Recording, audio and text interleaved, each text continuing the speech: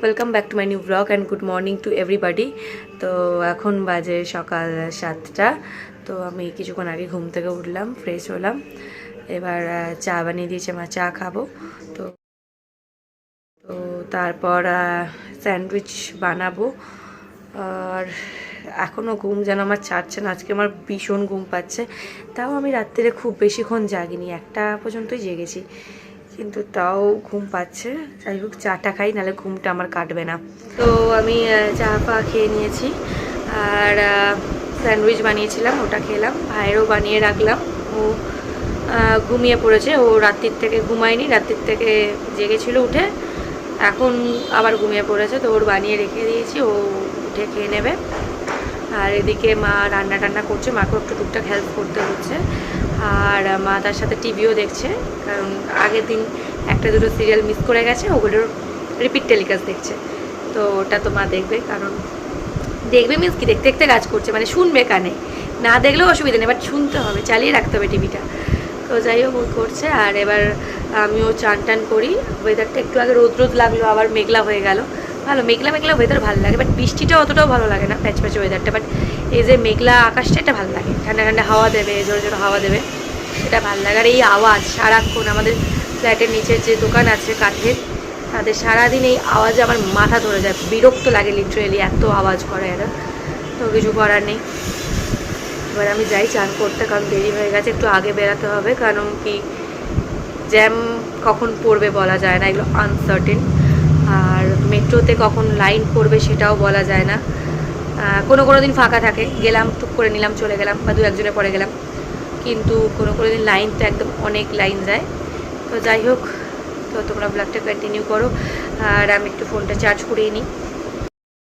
তো এই just stand করে বেরালাম এখন। আর এখন ওয়েট করতে পারি চুলটা শুকানোর জন্য, কারণ চুল শুকাতে ভীষণ টাইম নিচ্ছে। আর ওদিকে মায়ের খাবারও অলমোস্ট প্রায় বানানো রেডি হয়ে গেছে, মাকে তো টুকটাক হেল্প করলামই। চুলটা এবার শুকানোর জন্য ওয়েট করছি, চুলটা একটু শুকিয়ে যাক, তারপর চুলটা বাঁধবো, কারণ গরমের মধ্যে চুল খোলা রেখে যাওয়া একদম সম্ভব না। আমার অ্যাকচুয়ালি চুল বাঁধাই বারণ ছিল, কারণ যেহেতু স্মুথনিংয়ের জন্য, কিন্তু আমি আর অত পারছি না, তাই আমি চুল ফুল বেঁধে নিই, যা হবে হবে করি চুলটা শুকানোর জন্য। এবার চুলটা একটু শুকিয়ে যাক, রেডি হব, খাবো আর বেরিয়ে যাব। তো যাই হোক, দেখতে থাকো। তো এখানে আমি আমার লাঞ্চ নিয়ে নিয়েছি। এখানে ছিল আলু ভাজা, পটল ভাজা, বাঁধাকপির একটা তরকারি, আর ডিম সিদ্ধ ছিল, আম ডাল ছিল, যেটাকে টক ডাল বলে, যেটা আমার অনেক ফেভারিট। পুরো গরমকালটা যতদিন আমের সিজন থাকে আমি ডেলি আম ডাল খাই। আর তার সাথে ছিল ম্যাঙ্গো চাটনি। আমের প্রতি আমার একটা আলাদা ইয়ে রয়েছে, যে পাকা আম হোক, কাঁচা আম হোক, মানে আমের অনেক রকম আইটেম আমি খাই। তো তার সাথে মা মাছটা বানাচ্ছে, ওটা মা বানাতে বানাতে কিছুক্ষণ পর আমাকে দিয়ে গেল, কারণ তখনও মায়ের রেডি হয়ে ওঠেনি, কারণ আমার যেহেতু অনেকটা তাড়াতাড়ি বেরানোর থাকে, তো অত তাড়াতাড়ি হয় না। তো মা গরম গরম মাছটা বানিয়ে দিয়ে সঙ্গে সঙ্গে দিচ্ছিল। আর এখানে বাঁধাকপিটা আমি একদমই খাওয়া পছন্দ করি না।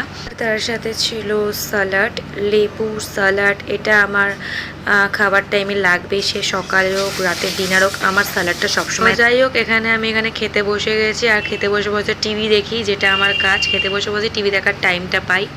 তো টিভি দেখতে দেখতেই আমার জাস্ট দেরি হয়ে গেল। এমনিই আমার খাওয়া খুব আস্তে, মানে আমার সাথে যদি কেউ খেতে বসে, সবার খাওয়া কমপ্লিট হয়ে যাবে, উঠে পড়বে, বাট তবু আমার খাওয়া শেষ হবে না। আর যখন মাটন বা চিকেন থাকে, তখন তো আমার আরও লেট হয়, কারণ ওগুলো আমি একটু বেশি খাই, তো টাইমটা আরও বেশি লাগে। তো যাই হোক, এখানে খাবার কমপ্লিট করার পর, আর এদিকে মা কথাও বলছে একটুখানি। আমি যখন খাই, মা সামনে বসে একটু গল্পও করে। মা তখন খায় না, মা তো দুপুরবেলা খায় ভাইয়ের সাথে, কিন্তু মা বসে থাকে, গল্প করে। আর সকালবেলা যেহেতু আমি উঠে স্যান্ডউইচ, চাটা খাওয়ার পর স্যান্ডউইচ খেয়ে নিই, কারণ আমি মেয়োনিজ স্যান্ডউইচ খেতে খুব পছন্দ করি, এটা আমি ডেলি খাই। তো তার জন্য আমার অতটা খিদে থাকে না, তাই আমি অল্প পরিমাণে খেয়ে যাই। এক্সট্রা খাবার তো আমি ক্যারি করি, একটু পরই আবার খিদে পেয়ে। তো আমি রেডি হয়ে নিয়েছি, খাওয়া দাওয়া তো কমপ্লিট হয়েই গেছে। তো এবার বেরাবো, আর যাই দেখি রাস্তায় জ্যাম আছে কি না। তো এই হচ্ছে আজকে আমার আউটফিট।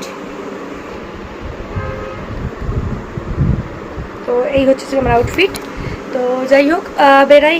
আর তোমরা ব্লগটা দেখতে থাকো, কন্টিনিউ করতে থাকো। তো আমি চলে এসেছি মেট্রো স্টেশনে, আর সঙ্গে সঙ্গে মেট্রোটা পেয়েও গেছি, আর মেট্রোতে অলরেডি উঠেও পড়েছি। আর বাইরে আজকে যেহেতু ভীষণ গরম, তো মেট্রো ওঠার পর অনেকটা রিল্যাক্স ফিল হয়। পরবর্তী station Baranagar, platform बांदीके, Baranagar, platform बाईं तरफ। The next station is Baranagar. The platform is on the তো এখানে তো সব কিছু ঠিকই আছে, বাট আসল প্রবলেম তো শুরু হয়েছে গড়িয়াতে নামার পরে। এমনি মেট্রো থেকে নেমে বাইরে বেরোলাম আর দেখলাম ভীষণ জোরে বৃষ্টি স্টার্ট হয়ে, তার সাথে ছিল ঝোড়ো হাওয়া। আর এই বৃষ্টির মধ্যে যদি আমি ছাতা নিয়ে বেরোই, তাহলে আমার ছাতা তো উড়ে যাবেই, আর সেই ছাতা সামলাতে সামলাতে আমিও উড়ে যাব, এ ব্যাপারে কোনো ডাউট।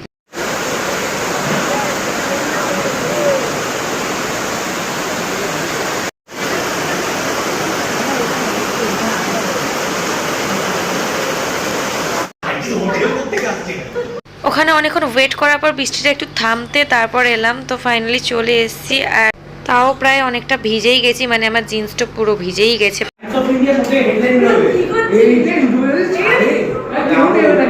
এখানে আমরা বিকালের টাইমটা একটু ফ্রি হয়ে সবাই মিলে বসে একটু আড্ডা আড্ডা মারছিলাম।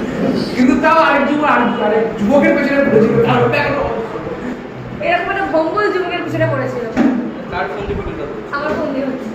এখন আমি ফিরছি, আবার চলে এসেছি মেট্রো স্টেশনে। বাট আজকে লাকটা ভালো না, আজকে সঙ্গে সঙ্গে মেট্রোটা পাইনি, অনেকক্ষণ পর মেট্রোটা পেলাম। তো আজকে যখন উঠি তখন দমদমেরটা ছিল, দমদম তো আমি ধরবো না, তো দক্ষিণেশ্বরটা অনেকটা পরেই এলো। পরবর্তী স্টেশন গীতাঞ্জলি, নাকতলা এলাকার জন্য, প্ল্যাটফর্ম বাঁ দিকে। এখন আমার যেটা কাজ ডেলি এখন যতক্ষণ ফোনে নেট থাকবে ততক্ষণ ফেসবুক করব, ইউটিউব দেখব, তারপর হালকা হয় ঘুমিয়ে নেবো, নাহলে দেখবো একটু অল্প অল্প করে ব্লগটা এডিট করতে পারি কি না। তো আমি বাড়ি চলে এসেছি, আর বাড়ি আসার পর হালকা চা খেয়ে নিয়েছি। তো তারপর বাড়ি আসার পর আমি তো বলেইছিলাম আমার খাবার রেডি করা থাকে মায়ের, তো রুটিটা অবশ্য আমি আজকে কিনেই এনেছিলাম, মা বাকিগুলো বানিয়েছে। তো আমি খেয়ে নিচ্ছি, আর আমি ব্লগটা এখানেই এন্ড করে দিচ্ছি, আর বেশি বড় করছি না, কারণ ব্লগটা অলরেডি অনেকটা বড় হয়ে গেছে, আর এর মিনি ব্লগটা আমি আপলোড করে দেবো। তো যাই হোক, যদি ভিডিওটা প্রথম দেখে থাকো তো চ্যানেলটা সাবস্ক্রাইব করে পাশে থাকা বেল আইকনটা ক্লিক করে দিও। তো আজকের জন্য বাই।